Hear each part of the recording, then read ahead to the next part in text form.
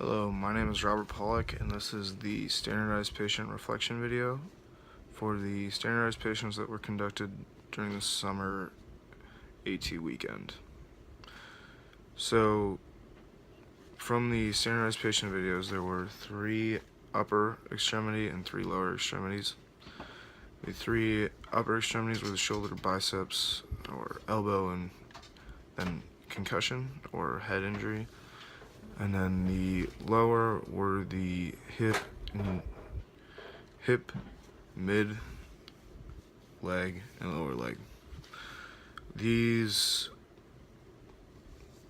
6 patients were probably a good understanding or representation of what we could possibly see in the athletic training room during this summer internship program. Overall, I believe that the standardized patients were fair and reported their injuries and signs and symptoms and everything that I asked of them as a patient would. As far as the strengths of my performance during the examination, I'd say that although it had been a couple months since I had practice as an athletic trainer or athletic training student, I would say that my knowledge of special tests, range of motion, and still manual muscle tests was fairly thorough, and although I'd lost some information, I still had a solid working knowledge of the majority of the special tests and manual muscle tests and range of motion.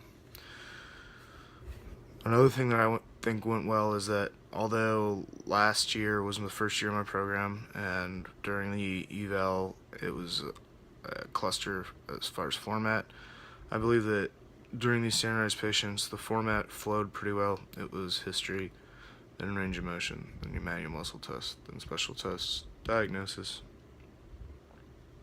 and then the plan, which included accommodations and rehabilitation. Finally, I think one thing that I'd struggled with pretty much all last year is recognizing when to use a dermatome myotome screening and when not to. So in a lot of the patients I ended up using one because I had, and all the patients that reported numbness and tingling, I'd used a dermatome myotome screen regardless. In the patients that had reported, I don't really know if there was a weakness, if there's a numbness and tingling, but there is like weakness. I decided just to do it because it takes about a minute and it's not really, it takes about a minute and it'll give you information that you kind of need to do the rehabilitation process. Although a lot of the patient encounters went really well for me, I feel that some of the things I struggled with was, one, accommodations for the upper extremity. For some reason, we had talked about it in class, but not really applied it. So one of the things for me this semester will be trying to realize what to actually do during it.